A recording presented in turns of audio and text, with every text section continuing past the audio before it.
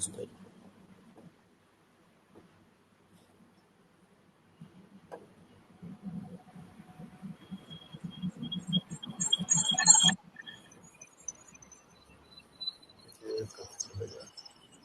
तुम्हारा वो स्पीकर बन रहा है।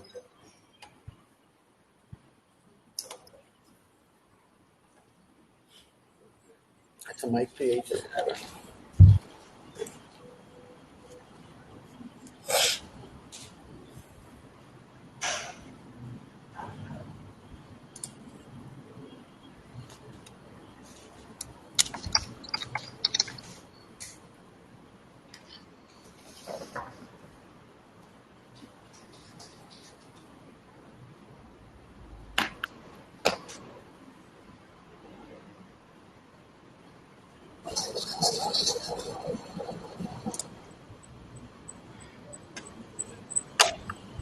ये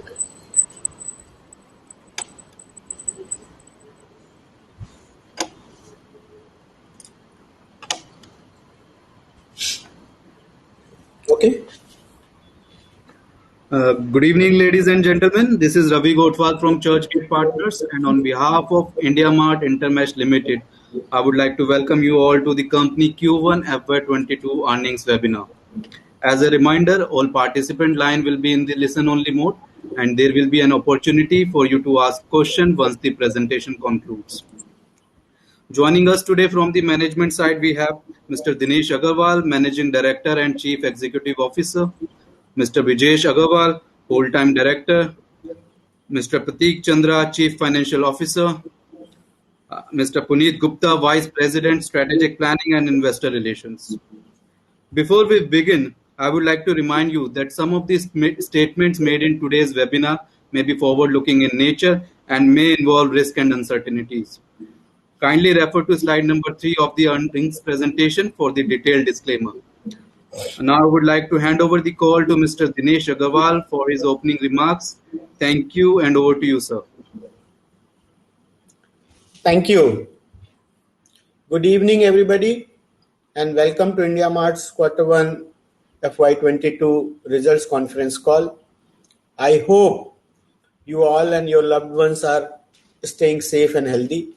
We have already circulated our earnings presentation, which is available on our own website as well as stock exchanges website. I am sure you would have gone through the presentation and detailed financials attached.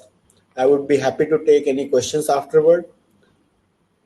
In the meantime, I am pleased to report that India Mart has delivered a consolidated revenue from operations of rupees 182 crores in the first quarter, representing a year-on-year growth of 19% on a lower base of Q1 FY21. Collections from customers stand at 170 crores in this quarter, and deferred revenue has increased from 628 crores as of June 2020 to 715 crore as of June 2021. I think we have been able to navigate the disruptions caused by second wave of the COVID much better than last year, and have been able to sustain and deliver a profitable growth in this quarter as well. India Mart sustained buyer traffic of about 268 millions in Q1 FY22 and business inquiries of 162 millions in Q1 FY22. During the challenging second wave of COVID-19, our 90 days repeat buyers stand at about 55%. Unlike FY21, where we had lost in the first quarter, we had lost about 14,000 customers. We saw lesser mortality, and 6,000 paying customers have been declined on the sequential basis, closing the total count of 146,000 customers for the end of the quarter.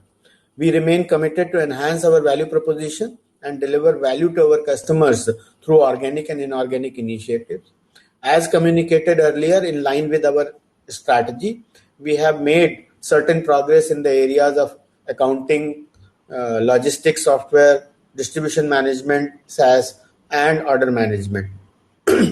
Now I would like to hand over the call to Prateek to discuss financial performance in little bit more detail. Thank you, and over to you, Prateek. Thank you, Dinesh, and good evening, everyone. I will take you through the financial performance for the quarter ending June 2021. Consolidated revenue from operations were at rupees 182 crores in the quarter, a growth of 19% year-on-year, supported by both increase in ARPU and paying subscribers year-over-year. Consolidated EBITDA was rupees 89 crores, representing a margin of 49%. As highlighted earlier, company posted strong YoY revenue growth due to a low base of Q1 financial year 21 for comparison and maintained high margins as we continue to work from home and have lower cost. Net profit for the quarter was rupees 88 crores with a margin of 42%, and cash generated from operations during the quarter was rupees 61 crores. Thank you very much. We are now ready to take any questions. Thank you, Pratik. We will now begin a Q&A session.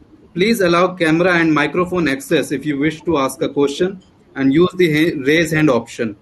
You may type your question in the discussion panel and we will revert to you if any question remains unanswered. Please restrict to 2 questions so that we may be able to address questions from all the participants. We will wait for a couple of seconds while the question queue assembles.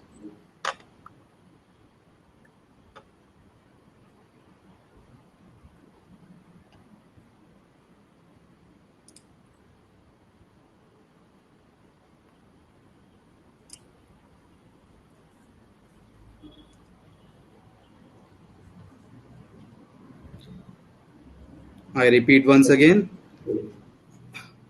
Please raise your hand in order to ask questions and enable your camera and microphone access.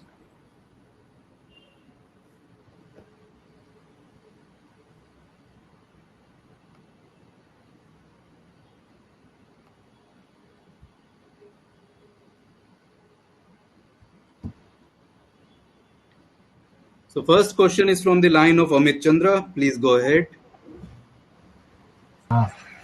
Am I audible, sir? Hello. Yes, Amit, we can hear you. Please go ahead with your question. Yeah, hi, sir, and thanks for the opportunity. Yes, sir. So as you mentioned that obviously the impact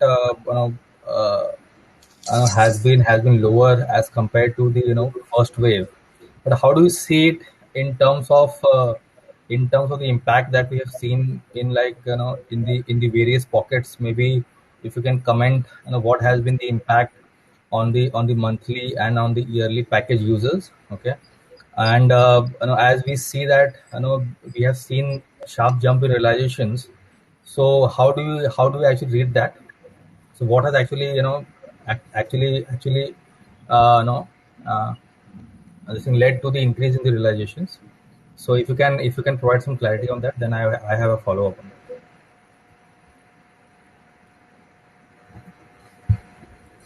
Yeah, thank you, Amit.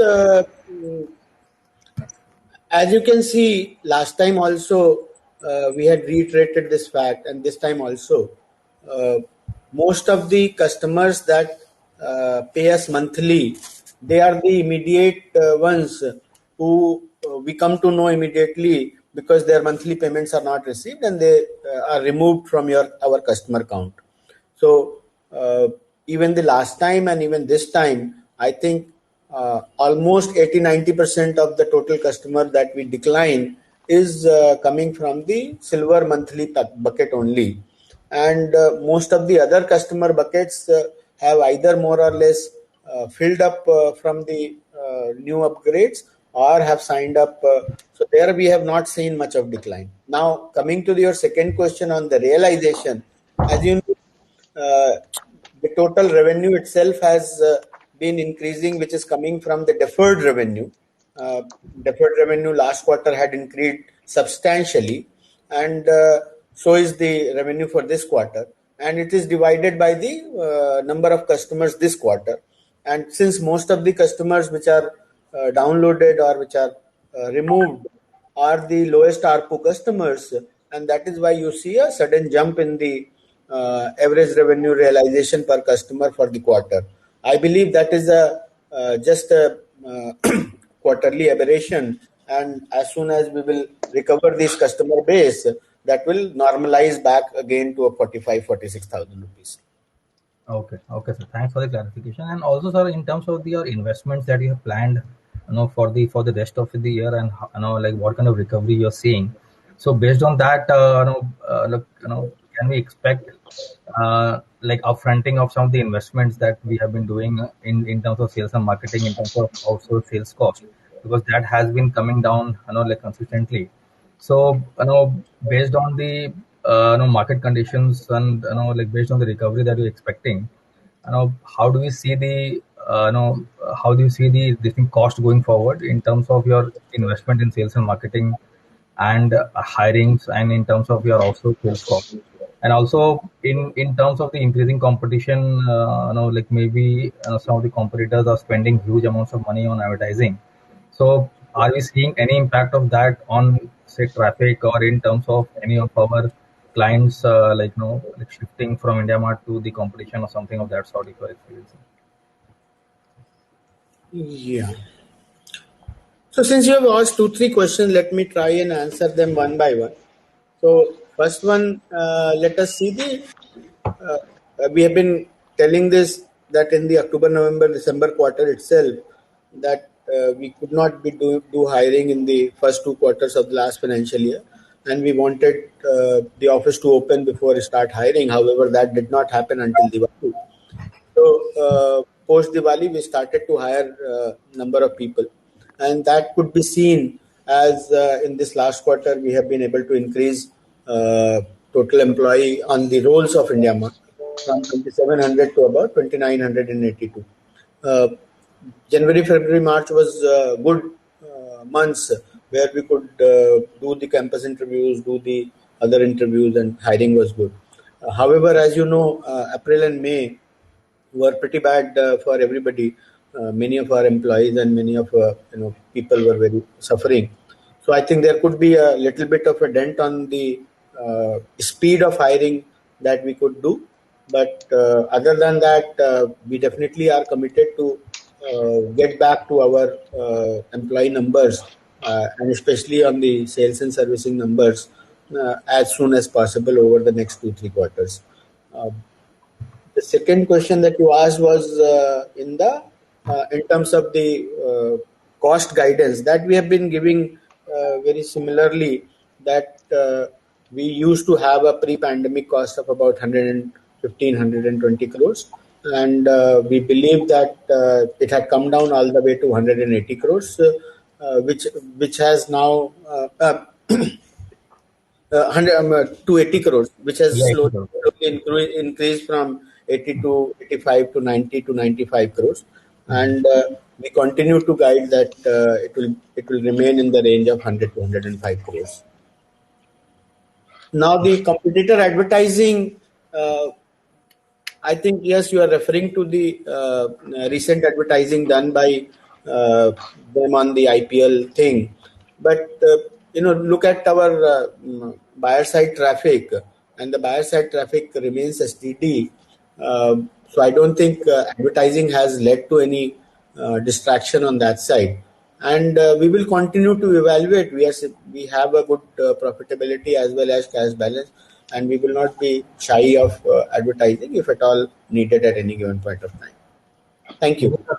Yes, sir. Thanks for the this thing. But answer on this the competition angle. So now with Reliance acquiring a majority stake, and now the company is also having a huge war chest. So are we in any case worried about that in any sense, that that huge war chest can impact our the future ambitions, or are we planning to tweak some of our strategies like based on that as of now?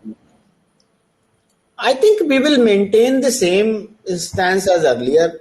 Uh, I've been saying that more investment, more entrepreneurs, more industrialists coming into different, internet as a sector, software as a sector, marketplace as a sector, e-commerce as a sector is good for the entire sector.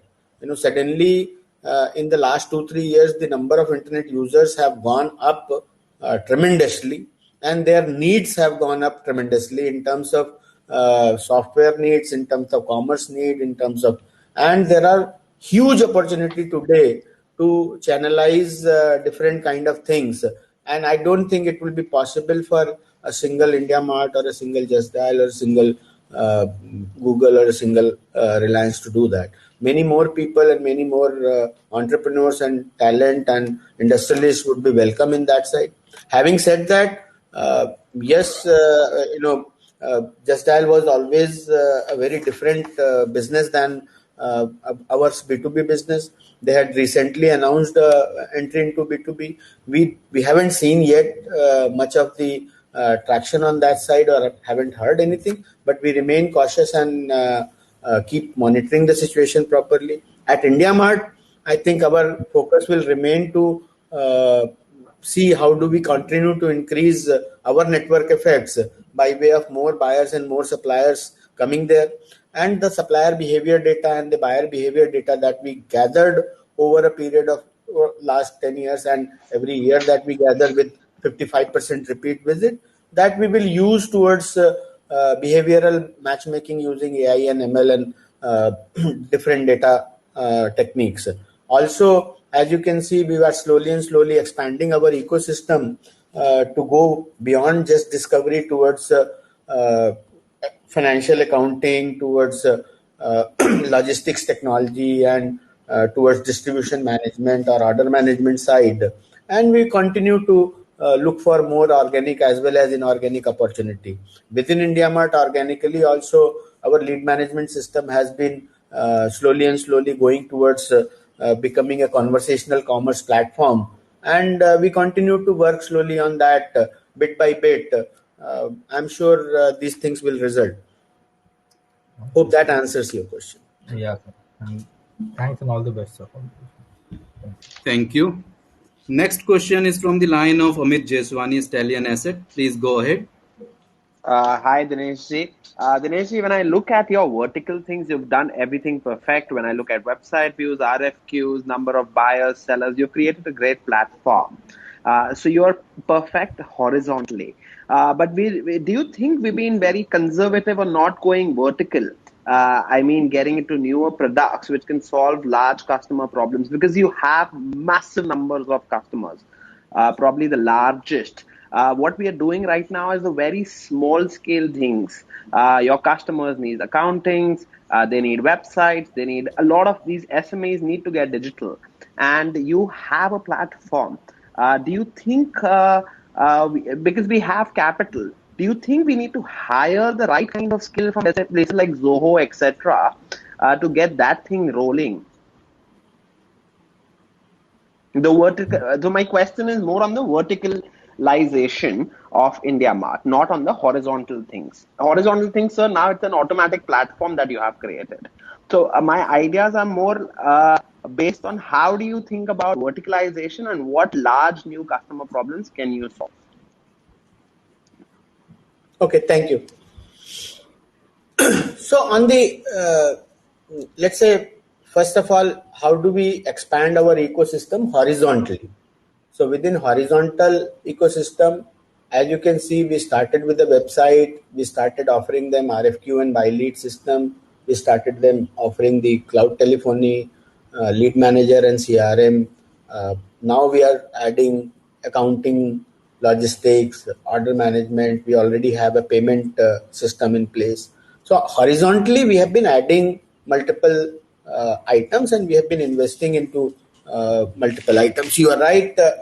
Vertically, we have not invested so far into any, but we continue to look for any vertical inorganic investment opportunity.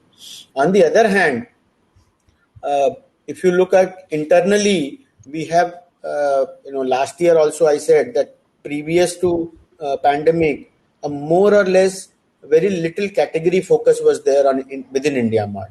It's only last year first time when the suddenly had to work on the medical as a category or medicine as a category. We realized that there is a huge opportunity to do things more horizontal, more vertical category wise, and we are actually in the process of increasing team and expertise on that side to so that more and more vertical fulfillment can be done and more vertical problems can be solved. And you are right, yes, hiring better people and can definitely improve this whole area.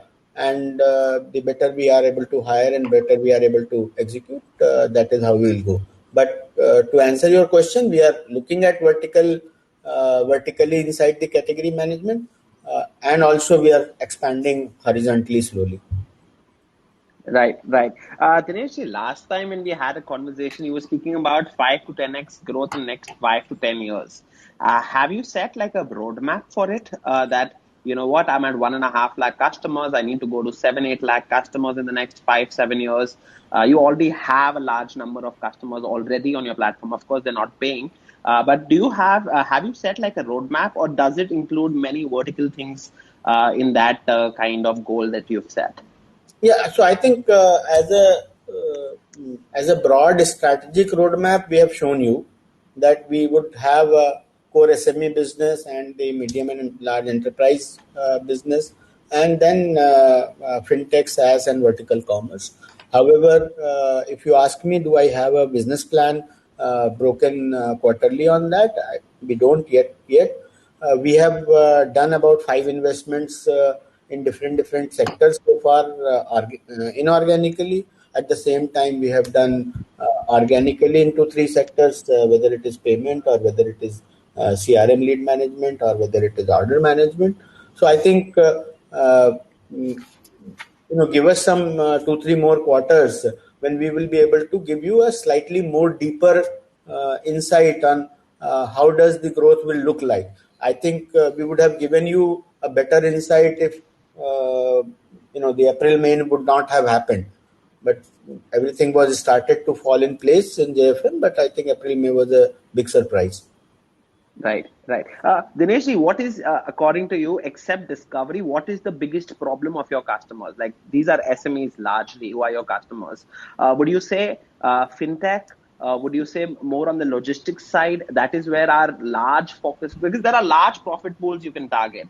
You've already nailed one profit pool, Dinesh. So I'm just trying to understand which is that big problem which your customers you think have, which is adjacent to your IndiaMart platform. Is it logistics? Because we've tried once on the logistics side in 2015-16, if I'm not wrong.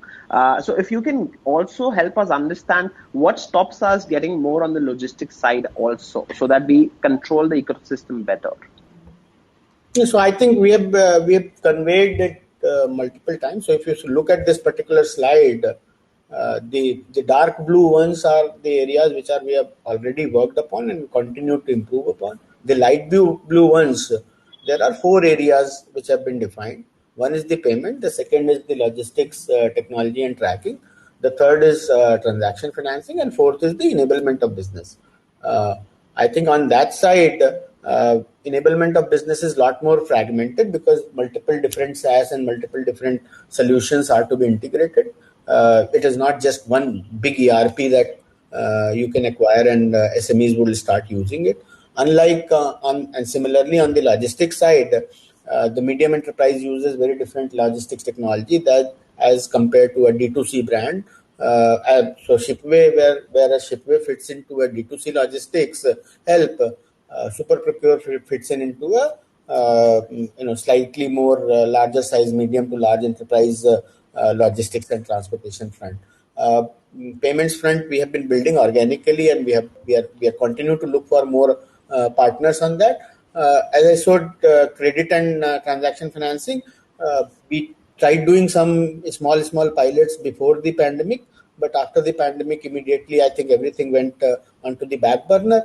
So currently our focus remains on the enablement of business, logistics tracking, and the payment side. And as we get more granular data, we will come to the transaction financing side. Got it. Thank you. Thank you. Just one last question. Do you think, Dinesh, this year also will be able to grow at 25% around those levels? Since June and July, you've seen a bounce. You probably might have seen a bounce in June and July. You think this year, by the end of year, we'll be able to do 25% odd kind of growth? I will keep mum not to answer this question. Oh, thank you, Mr. Dinesh. Nice speaking to you again. Thank you. A reminder to all participants that you may use raise hand option on your screen if you wish to ask a question.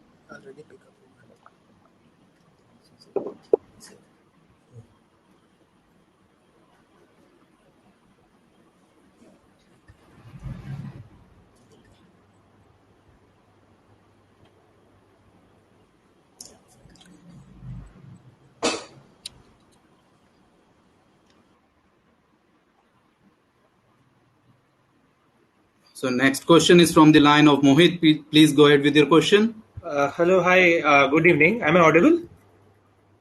Yes, you are audible, Mohit. Please go ahead. Yeah, I just wanted to know, with respect to the outsourced field sales representative, which usually is disclosed. So, just wanted to know if you can get the numbers for those outsourced field sales representative and total sales and service representative. And that was number one. And number two is that, going forward, since this field sales representative count has declined significantly from the last year, right, from Q4 FY20. So, do we see aggressive hiring happen on this front so as to acquire more and more customers, thereby resulting in increased outsourced sales cost? Yeah, Mohit, this is slightly complex answer here. So let me try to explain you. So the way total sales and service organization in India Mart is by and large divided into two parts. One is the client acquisition side, the other is the client servicing, upsell and renewal side, whether they are on field or whether they are on telephone. Currently, almost 99% of our renewal, servicing, upsell team, which we call client servicing team, which actually brings about 80% of the revenue, is in-house on India Mart roles. We have not experimented any kind of an outsourcing on that. However, on the client acquisition side, if you see about 2-3 years ago, we used to have 100% on in-house set of people. Then we actually started to hire some of the people on the outsourced payroll, like Teamlease or other companies. And then we also started to look at telecall centers who could work with us either on a per seat option or on a per sale base over just like a DSA. And now we had told you in the month of July, August, September, we started with the option of the franchise or a dealer distributor network spread in various cities, where they operate a smaller branch kind of a setup, 5 to 10 people branch as a third party. So the outsourced sales cost is now become very difficult to quantify in the number of people, because there are so many different dealer distribution and channel sales. Some of them are employing 5 people and some of them are employing 8 people and some of them are employing 10 people. Though we do have the count of overall count, but we do not know for sure if those are the people who are 100% working on India Mart only, because some of them could be selling software, some of them could be selling computers as well as India Mart, some of them could be selling telecom as well as India Mart. So that is why we have only now declared the employees on our own roles, and the sales managers which are managing this outsource sale, because 80% of this new client acquisition team is now on the different outsource model. So you will have to look at the cost directly on that side rather than the headcount. If at some point of time in future I will be able to get a clear number which I can give you in terms of headcount, will give you. But as of now, it is difficult to give you a headcount number rather than the cost.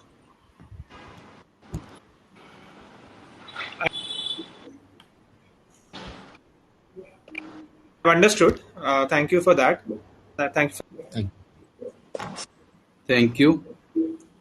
Next question is from the line of Bharat Shah. Please go ahead with your question. Yeah, Dinesh,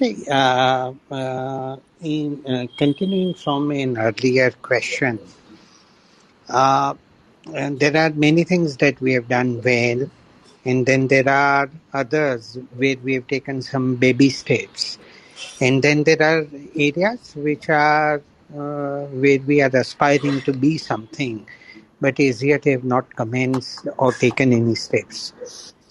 So, given the size of the opportunity, which is very large before us, unless you disagree that the size of opportunity is small, then it's a separate issue. But if you agree that size of opportunity is large, what is inhibiting us from moving about in a more, so to say, measured way? I'm not saying that we take rash kind of steps in haste, but if we allow opportunity to kind of be prolonged beyond a point, then to that extent our own competitiveness and our own strengths would diminish. What is your view about all of this? How are you seeing the situation? Yeah, Bharat, you are right to some extent, and just to reiterate, there are two ways that we would want to tackle this large opportunity issue. Immediately after the IPO, we said that okay, let's start on two-pronged strategy. One, the inorganic side, and one on the organic side.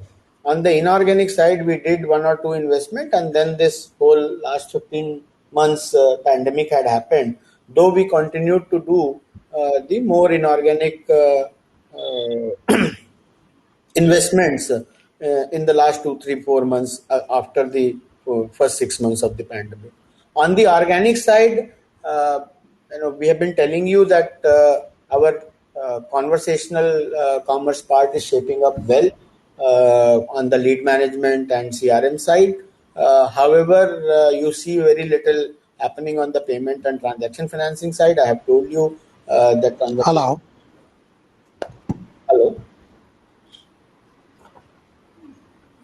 Yes, Mr. Bharat, can you hear us?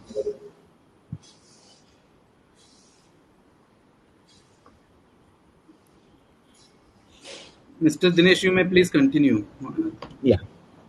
So I think it's just that these uncertainties and challenges every now and then are distracting us from taking those two pronged approach in a much faster manner.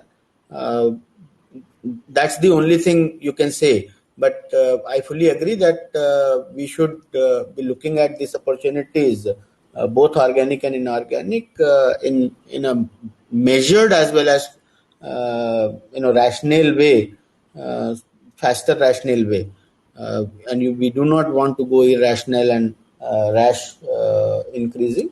So I think hopefully will fall in place of or will fall to will meet your expectation in times to come. Right. Thank you. Next question is from the line of Kumar Pandit, Somrest Capital. Please go ahead with your question.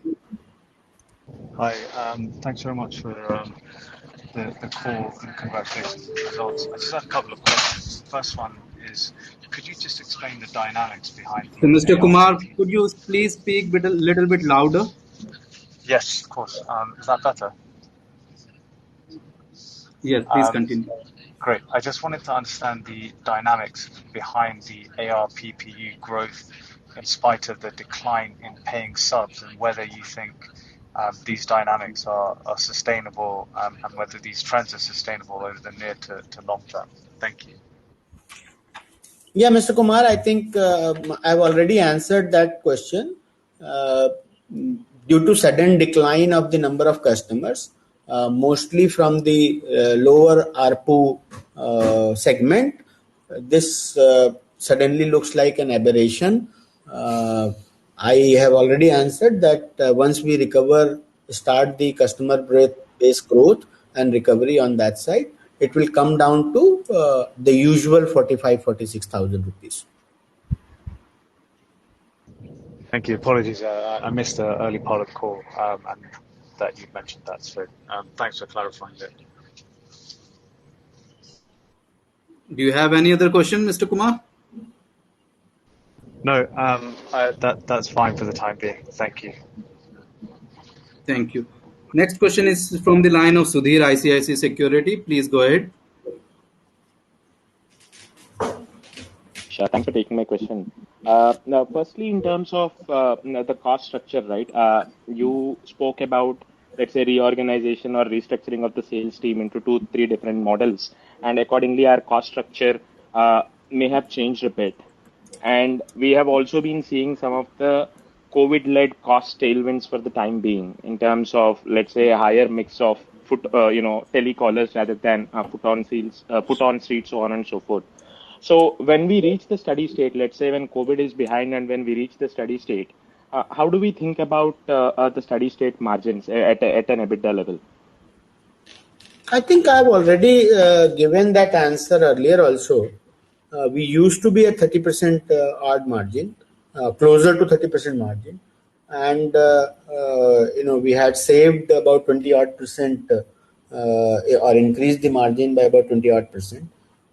Half of that is because of the different kind of automation that we have been able to do, and I think there is a permanent shift in the business that has happened, and half of that is slowly going to come back because we have not been able to hire and we have not been going to the offices, and I think the employee cost is one of the biggest costs, and some of the other costs that will return.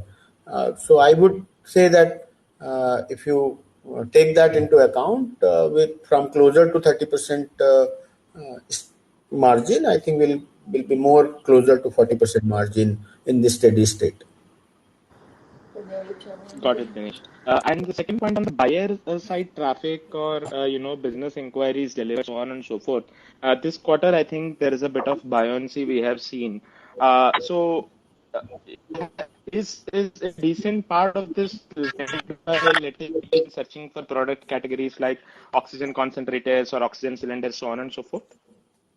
Yes, so in the month of April, a lot of oxygen related and CPAP, BiPAP, and mask related items were there. Some of them has sustained, like mask has become a permanent feature now. In the May, a lot of them were for the purpose of medicines, remdesivir or tocilizumab and things like that, because after certain time the medicine shortage has started. But in the June, I guess the traffic had sustained. So it is not that the whatever spike came in the April and May, because in April and May on one side these medical spikes came, on the other hand naturally the industry was more or less shut down. So that actually balanced it. But we are seeing in the June month or in the current weekly trend, I think a 250-260 million traffic seems like a sustainable traffic. Got it. So even after that spike is over, that rush towards oxygen concentrator as a category is over, you are still seeing reasonable amount of buoyancy in the inquiries delivered and the buyer side traffic. Yeah, it is because very diversified. As you have seen in the past, we are coming from 50 different industries, almost 100,000 different categories, coming from 1,000 plus towns and cities.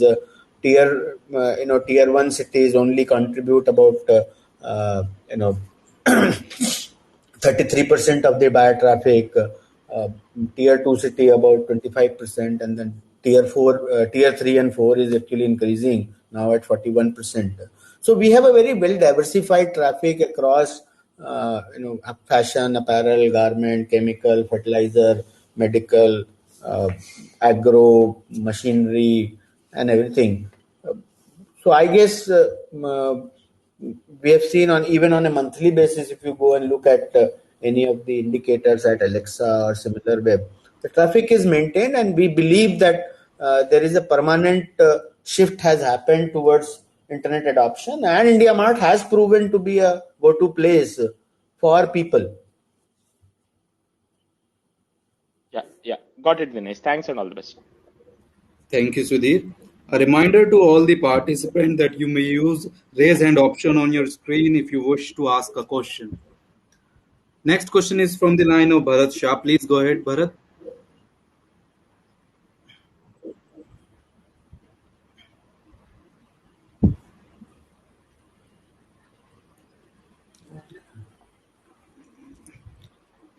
Hi, Bharat. Can you hear us?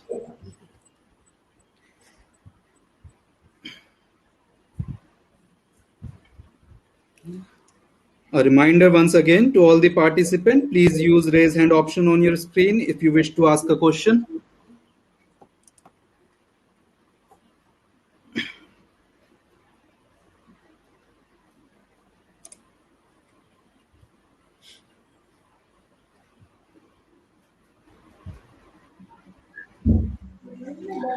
Next question is from the line of Kushagra Bhatta. Please go ahead. Yeah, hi. Thanks for giving me the opportunity. Am I audible? Yes. Yes. Yeah. So one question on this data advantage which you were mentioning of buyers and sellers on a platform with all the AI ML you can do on that. I just wanted to gather more sense on how with this whole data you are sitting on, what sort of analysis or what sort of advantage you can do versus others, possibly because all of the businesses in the B2B space are sort of moving in a similar direction. So how are you thinking of differentiating yourself in a way? What additional offering which you can provide, which I got it. others would not be able to? And also one related question is, with the Reliance data sitting on, right, with all the geo platforms and all, what data you think is probably you are missing today, which Reliance would be bringing to the table with their telecom and whatever geo platform ecosystem they have? So let me first answer what we know of our own business. And so there are two kind of data. One is the database, the supplier database or the category database or the product database or the photos database or the ratings database that we have, which probably everybody has, even Google has, or even Just Dial has. Telecom companies also have some different kind of data. The second part of the data is the behavioral data or usage data. Now, many places you will see more consumer personalization that is being done. So if you go to Google, if you go to Amazon, and as a consumer, you go there not very frequently. You go there frequently, maybe 2, 3, 4 times a month. Here at IndiaMart, we do very differently. We do supplier personalization. What happens at IndiaMart, we have developed 2, 3 very good supplier tools which bring the supplier back on our platform almost every day, or almost some of them every hour. So for example, our RFQ system, our lead management system, and our call pickup system, this cloud telephony system. All of these, they actually bring back the supplier and especially our paying customers almost multiple times a day to our platform. And they end up doing activities on those kind of buyers which they like the best. So if they like the retail ones the best, or if they like the Agra ones the best over the Jaipur ones, or if they like the sofa set ones better than so suppose there are 2 furniture manufacturers. Both of them say that they can do all kind of furniture. Both of them actually sell a sofa also, and a table also, and a chair also.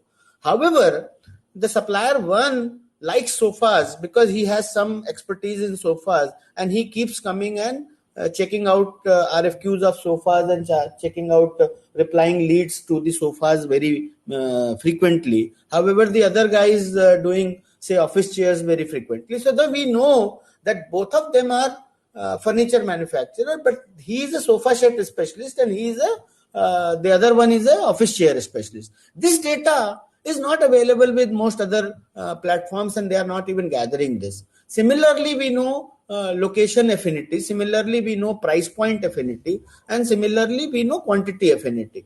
The other thing is the buyer profiling that we have created over a period of time. So a buyer comes to on our platform, say once, and then he gave you his number and maybe email and name and some information, and he put a requirement for, say, sofa. Next time he came in and he gave a requirement for, say, a chair. Next time he came in and gave a requirement for a say sofa fabric.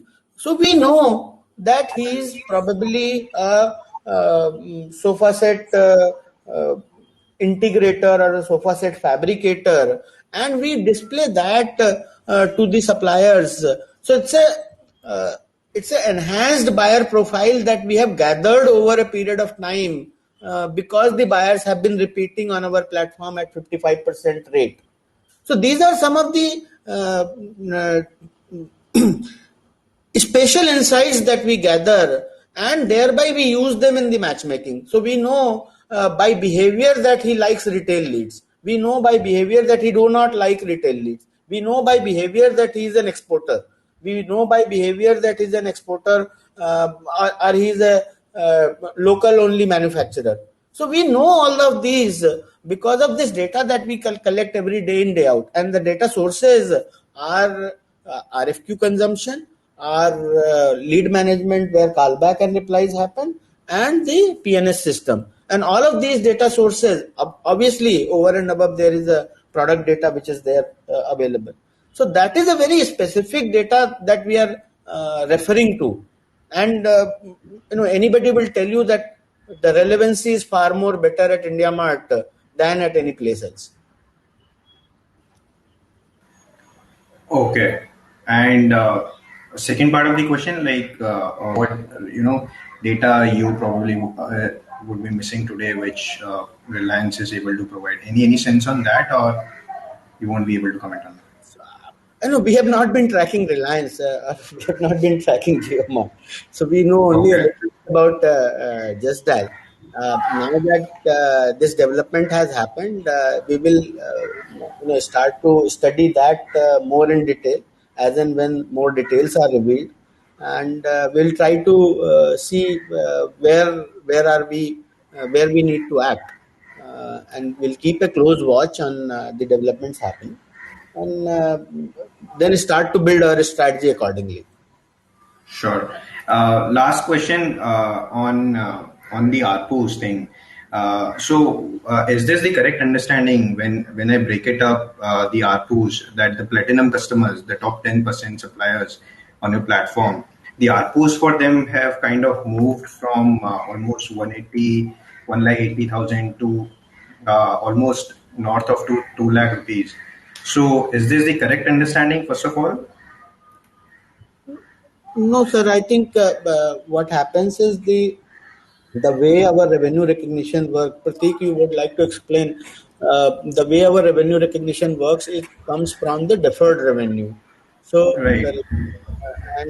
The way ARPU we calculate is end of the quarter customers.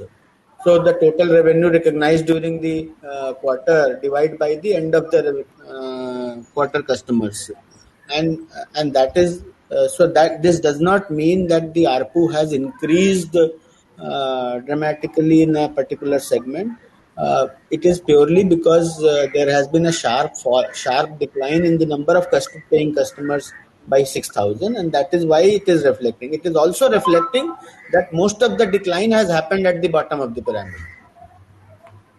Okay, got it. And a related question is, so when you mentioned that the ARPUs will kind of go back, I remember in one of the past few con calls, you sort of hinted towards planning or strategizing towards price hikes as well in respective categories. So that so those price hikes you are not going ahead with, right? I mean, we have been doing minor things here and there, and that is how you see a longer if you see a longer duration from 33,000 to 44,000, about almost 33% price hike has happened over the last 4 years or so. The specific instance that you're talking about, the category based or city based pricing, that we have not been able to roll out, and I don't think this is the right time to roll out that. Okay, sure. Thanks. Thanks. Thank you. Next question is from the line of Bharat Shah. Please go ahead. Yeah, I think earlier I was talking to you, and for some reason line got snapped off. So we were discussing that in terms of the size of opportunity, are we being a bit more measured than what is good for us, or we think what we are doing in at a pace is something which is meaningful and appropriate? Therefore, in that context, you answered. I wanted to raise an alternative point of view on that. Supposing we have to, if you have to think about IndiaMart 3 to 5 years down the line, what do you think IndiaMart would look like? What will be the key key defining aspects of IndiaMart that you think it will look like? Otherwise, you would regard that as a missed opportunity. Yeah, what we think we will look like is already there on this slide. Puneet, can you put up that slide again? No, I said in 3 to 5 years' time and not today. Yeah, yeah. This is 3 to 5 years time frame. This is where we would look like. This slide truly depicts what we want to look like in 3 to 5 years time. Which means dark blue or light blue, all boxes will be cleared and will be attained. I mean, 80% of these boxes should be ticked. And the reason why it is as yet not there is because of a strategic reason, or not having adequate talent pool, or some other reason why it is kind of being moved over slowly. No, so Mr. Bharat, I think until last year we were only doing the first two quadrants. We were only doing the discovery, and we were in the process of doing conversation. The next light blue color items we had put down only in the month of October, November, December last year. So from there, we are only sitting in July. So it's been 7-8 months when we thought that we will actually start doing all this. And once we cover 80% or more of the quadrants, you think strategically our remit and our plans would be in a, from your point of view, it will be satisfying and what is appropriate for the opportunity? That is what is our thought, collective thought as of now. Okay. Thank you. Thank you. Next question is from the line of Manish Gupta, Solidarity Advisors. Please go ahead. Thank you for the opportunity. So, slide 32 is, fantastic transparency in terms of how your franchise is being developed. I had one query and one request. So the query is that, is it possible for us to report the percentage of inquiries that have been fulfilled successfully as a percentage of total business inquiries delivered? Sir, that number is only available to us on a sample feedback basis, and we get almost 100,000 feedbacks every month. So out of the monthly daily unique inquiries of about 8 million, 7 million that we have, 26 million in the recent quarter. So if you divide it about 9 million per month, we send out feedback mailers and to all of them, and about 2-3% people respond back, which becomes about 150,000 odd feedback. And based upon that feedback, and since that is not a very very reliable feedback, that we can say that this inquiry is fulfilled or not fulfilled, whether the payment has happened, whether the actual transaction happen. We have a sample data which tells us on every week basis or on every month basis what is the fulfillment ratio going on. As of now, the buyer fulfillment ratio typically trends at about 40% of the times. So 40% of the unique buyer inquiries are fulfilled. Yeah. See, my suggestion that would vary dramatically from city to city, from a tier 1 to tier 3, and from a category to category. Okay, so my sense is, Dinesh, that this is a very useful metric to see how the platform is servicing its end purpose, and as long as you're being consistent in the way you are sampling, I think even if you could report this metric based on the samples you're doing, it might be very useful. But I think this is something I'd request you to think over and see if you could report. But there might be, issues there which might skew the data. But if you believe that the, sampling is representative, and if the 40% is trending higher or trending lower, I think it gives some good feedback operationally. So on a monthly or a quarterly basis, this number may or may not change dramatically. But on a yearly basis, as part of my roadshow and as part of my IPO roadshow and QIP roadshow, many of you had asked this question, and I had answered that over the 3 to 5 year period, this number has kept moving up, from 20 odd percent to almost 40 odd percent. However, in the last year and a half, the number of buyers themselves have gone up tremendously in the last 2 years again. And the number has still stayed at 40 odd percent. So maybe as part of the current year's annual report is almost done, but maybe as part of the annual reporting, we would try to give this some color on this. Okay. The second query I had, Dinesh, was like I repeat, slide 32 is very, very useful. Is it possible for you also to share going forward what is the percentage renewal rate of subscriptions of your top 10% suppliers? Top 10% customers? Top 10% customers, the renewal rates are above 90%. They used to be as high as 94-95%. In last year, ever since the pandemic happened, that has come down to about 90 or 89%. And we have said that the top 10% of our customers, the churn rates are less than 1%. Yeah. So my question was that can we add that to this quarterly data pack that you're sharing? On the top 10% customer? Yeah. Because again, it's a very good metric to look at operationally. Yeah, we'll definitely note down your suggestion and look at that.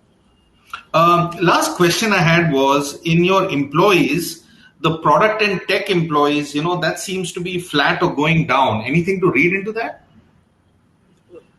That there has been a specific, otherwise they have been about 500 odd, but there has been a specific downturn in the last 4 or 5 quarters, and that has started to increase. So if you see this quarter itself, that has gone up from 419 to 464. And also many of the, this product and tech and data employees, a lot of them are now becoming more technology employees and more product employees and less data employees, because data related roles we have started to outsource at various places. And, so whatever you see is about 498 was probably the highest in the quarter one just before the pandemic. And that, had some natural churn and we did not hire. But I think we are filling this back and we are aggressively going up there. So we would be, actually I would be guiding to go up to 600 very soon there. Okay, thank you so much.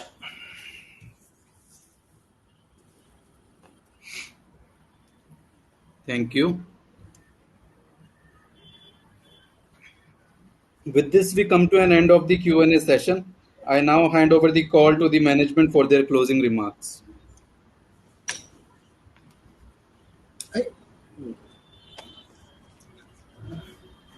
Thank you very much.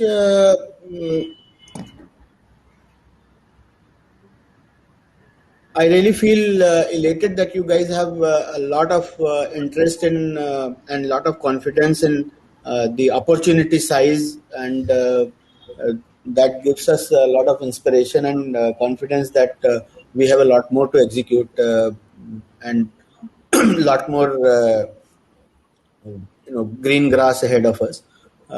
Thank you very much for posing the confidence, and I would say stay safe and have a nice weekend. Thank you, everybody. Thank you, everyone. On behalf of IndiaMart, this concludes this webinar. Thank you.